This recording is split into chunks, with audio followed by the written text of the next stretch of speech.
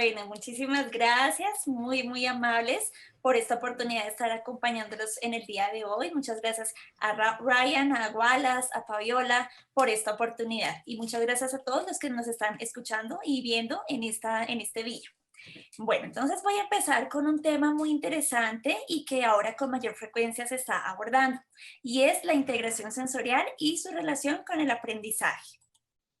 Para empezar a hablar de la integración sensorial, yo quiero preguntarles a todos ustedes. Probablemente algunos de ustedes hayan descubierto en algunos casos, sin darse cuenta, algunas cosas que los ayudan a relajarse, que los ayudan a tranquilizarse, algunas cosas que los activan y que los ponen un poco más alertas. De pronto algunos, para estar más alertas, beben algunas bebidas que tienen cafeína, algunos de pronto para estar más tranquilos escuchan música, y esto es porque sin darnos cuenta estamos desarrollando cierto tipo de preferencias por algunos estímulos sensoriales. ¿Y esto por qué lo hacemos? Porque nos ayudan a responder de forma adecuada a todo lo que se nos va presentando en la cotidianidad. Entonces quería comentarles esto antes de empezar a trabajar lo que es la integración sensorial. ¿Qué es la integración sensorial? La integración sensorial es una teoría creada por una terapeuta ocupacional estadounidense, doctora en neurociencias, quien desarrolla esta teoría para el abordaje, el tratamiento, evaluación e intervención de niños que desde la década de los 60 presentaban algún tipo de condición o algún tipo de dificultad de aprendizaje y también en su coordinación motriz. Esta terapeuta nos deja esta teoría de integración sensorial, que es un marco de referencia, un marco clínico de la terapia ocupacional, y lo basamos en nuestra práctica en las evidencias. Entonces, la teoría de la integración sensorial, para que lo entendamos un poco mejor, ya que es un tema muy complejo y es un tema muy extenso, vamos a abordarlo en el día de hoy de manera muy sencilla y muy corta. La teoría de la integración sensorial es un proceso neurobiológico, ocurre de forma espontánea en nuestro cerebro. Nosotros no nos damos cuenta de esto, no es algo que podamos observar. En este proceso, nuestro cerebro organiza, registra, integra y procesa toda la información que viene del medio. Y esta integración nos permite responder de forma adaptativa o de forma adecuada a las demandas que se nos van presentando en el ambiente o en el día a día. La integración sensorial es un proceso, como les comentaba, que no podemos observar, pero para esto llamamos procesamiento sensorial a aquello que podemos observar, es aquella evidencia que pasa a nivel cerebral. Y el procesamiento sensorial nos muestra conducta, nos muestra aprendizaje y nos muestra también cómo las personas o los niños se van desenvolviendo a nivel motor. Entonces, ese procesamiento sensorial es aquello que sí podemos ver y que podemos evidenciar por medio de una respuesta. A muchos de los procesos sensoriales nosotros no les prestamos atención en nuestra vida cotidiana, puesto que esto tiene un lugar en el sistema nervioso a un nivel inconsciente. Entonces, como nos comentaba Giners, un niño pequeño no tiene pensamientos e ideas acerca de las cosas, únicamente se ocupa de sentirlas y de mover su cuerpo en relación con estas sensaciones. ¿Esto qué significa? Se dicen, según estudios, que hasta los 7 años todos nosotros somos máquinas de procesamiento sensorial. ¿Y esto qué significa? Que nosotros aprendemos y conocemos lo que nos rodea por medio de las sensaciones. Un niño pequeño no tiene mucho conocimiento o muchos conceptos acerca de las cosas, pero este niño por ver las cosas simplemente no va a aprender. El niño, por ejemplo, cuando ve una naranja, sabe que es una naranja, pero para que realmente él aprenda que es una naranja, él necesita verla, además también necesita sentirla, necesita tocarla, olerla y saborearla. Es allí donde verdaderamente ocurre el aprendizaje. Entonces, esto es un ejemplo muy bonito que les dejo para que entendamos poco a poco lo que significa la integración sensorial y su relación con el aprendizaje. Para aquellos que de pronto no han escuchado o no conocen acerca de la integración sensorial, quiero comentarles que no solo nos centramos en los sentidos que todos conocemos, en la vista, la audición, el tacto, el olfato y el gusto, sino que también forman parte muy importante de la teoría de la integración sensorial el sistema vestibular y el sistema propioceptivo. El sistema vestibular juega un papel muy importante. Aquellos que no lo hayan escuchado, quiero comentarles que el sistema vestibular nos permite tener un adecuado equilibrio, es el sistema sensorial del movimiento y de la gravedad. Se desarrolla incluso pocas semanas después de la concepción y nos permite también a partir de allí una etapa de desarrollo. El sistema vestibular, además de que controla nuestro equilibrio, también nos ayuda a estabilizar el campo visual cuando la cabeza está en movimiento o realizamos de pronto diferentes posiciones. Entonces, el sistema vestibular está muy ligado y relacionado al sistema vestibular. Tanto el vestibular y el visual están íntimamente relacionados. Sin embargo, la teoría de la integración sensorial tiene su fundamento en los tres sistemas sensoriales más importantes para la teoría de la integración sensorial, sin decir que los demás no sean importantes, todos realmente son importantes, pero se centra en el vestibular, en el propioceptivo y en el táctil, que ya les voy a hablar un poco más acerca de qué significan estos sistemas. Para que entendamos un poco mejor, el sistema vestibular tiene sus receptores en el oído interno y es el que nos ayuda, como les comentaba, a tener un adecuado equilibrio, también a tener una adecuada estabilidad del campo visual y también nos permite tener un adecuado tono postural. Entonces, por ejemplo, en relación al aprendizaje, cuando un niño está sentado frente a su tablero, sea en un aula virtual, sea en una aula presencial, este niño debe mantener una adecuada postura, una adecuada alineación, debe mantener una adecuada estabilidad en el campo visual para poder leer del tablero al cuaderno y eso le va a permitir el aprendizaje. Entonces el sistema vestibular realmente es muy importante y tiene gran relación con el aprendizaje. El sistema propioceptivo, para aquellos que no hayan escuchado o que no conozcan mucho de este sistema, quiero comentarles que tiene sus órganos receptores en los músculos, las articulaciones y los tendones.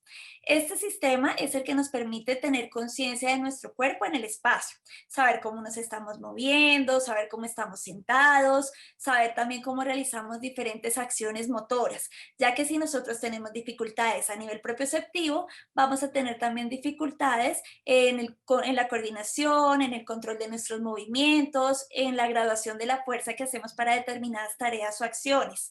Entonces, esto es algo que es muy importante y que también tiene gran relación con el aprendizaje, ya que muchos niños que de pronto tienen dificultades en este sistema sensorial no gradúan la fuerza con la cual sujetan el lápiz, con la cual escriben. Muchos niños escriben muy duro sobre sus hojas o por el contrario escriben muy suave. Entonces, eso tiene también íntima relación con el aprendizaje. Y el sistema táctil es también muy importante. Sus numerosos receptores nos permiten tener sensaciones de temperatura, calor, dolor, frío y también nuestro sistema táctil influye mucho en lo que es el comportamiento humano, físico y mental. Está poderosamente relacionado con nuestro sistema o estado de alerta. Cuando yo hablo del estado de alerta me refiero a esa sensación que nosotros tenemos frente a algún estímulo. De pronto para algunas personas, porque en la integración sensorial hablamos de bastantes tipos de manifestaciones, pero para que ustedes lo entiendan voy a hablar de dos tipos de manifestaciones. Algunas personas pueden presentar algún grado de hipersensibilidad a algunos estímulos sensoriales y otras personas puedan presentar algún grado de hiposensibilidad a estímulos sensoriales. ¿Qué significa esto? Cuando nosotros tenemos hipersensibilidad, presentamos dificultades en esa información sensorial que está llegando, sea visual, sea auditiva, táctil, olfativa, gustativa. Entonces, cuando presentamos hipersensibilidad, tenemos una respuesta desmedida o desmesurada, damos una respuesta exagerada. Entonces, una persona que es hipersensible, por ejemplo, a nivel auditivo, cuando está escuchando algún tipo de sonido, por ejemplo, la licuadora, por ejemplo, los sonidos de los carros, pitos de motos o de automóviles, tienden a taparse los oídos, se asustan, se ponen nerviosos y ansiosos. Cuando yo hablo de hiposensibilidad, para que lo entiendan un poco mejor, una persona que tiene hiposensibilidad es una persona que no registra los estímulos sensoriales de forma adecuada. Necesita mayor entrada de información sensorial para que su cerebro la registre. Entonces, por ejemplo, cuando se le llama por su nombre o se le da una orden, una instrucción, esta persona no registra la información, no voltea a mirar o no contesta. Entonces nos damos cuenta que no es solo simplemente que la persona no está escuchando, sino que su cerebro no está registrando esta información. Y lo mismo ocurre en todos los sistemas sensoriales. Entonces a nivel táctil, por ejemplo, cuando somos muy hipersensibles o tenemos mucha hipersensibilidad, el tacto con alguna persona, el que nos llamen por la espalda, las texturas como por ejemplo cierto tipo de ropa, cierto tipo de alimentos también tienen que ver con dificultades en ese sistema táctil. Entonces cuando somos hipersensibles tendemos a tener un rechazo por ejemplo, a ciertas comidas. Muchos niños presentan dificultades para la alimentación porque no toleran algunas texturas, porque no toleran algunos olores de los alimentos, porque no toleran algunos sabores. Entonces aquí empezamos a evidenciar cómo la integración sensorial no solo influye en un aprendizaje académico, sino que también influye en cómo nos vamos desenvolviendo en nuestra vida cotidiana.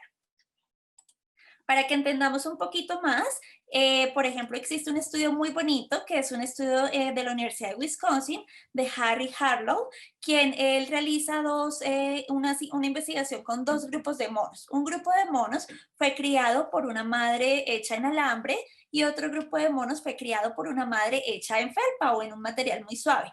A pesar de que ambas madres en el estudio sustituían a los monos alimento, los monos siempre prefirieron la madre hecha de felpa. Entonces aquí nos damos cuenta cómo a nivel sensorial los monos, los seres humanos y los monos también, todos los animales también tienen esa sensibilidad y también tienen ese gusto por lo táctil. Así como te presentamos rechazo, igualmente el sistema táctil también nos puede presentar mucha información a nivel de búsqueda. Muchas personas buscan la información táctil, quieren abrazar, prefieren las cosas suaves y también pues existen las personas que presentan este tipo de rechazo a ciertas texturas. Entonces, este es un estudio muy bonito que nos enseña cómo el sistema táctil influye en nuestro comportamiento, en nuestra conducta y en la forma como vamos respondiendo a todo lo que nos va pasando en nuestro entorno. Entonces aquí en la imagen podemos ver cómo los monos se sentían más tranquilos, más seguros, más confiados con esta madre sustituta hecha de felpa. En cambio la de alambre, pues los monos no la preferían, no se le acercaban, eran monos ansiosos, monos que tenían también inseguridades y temores que pudieron evidenciarse por medio de este estudio. Entonces aquí vemos la importancia de nuestro sistema táctil. Es bastante importante que tengamos en cuenta que todos nuestros sistemas sensoriales hacen parte del aprendizaje y hacen parte también de cómo nosotros vamos respondiendo a todo nuestro trayecto de la vida.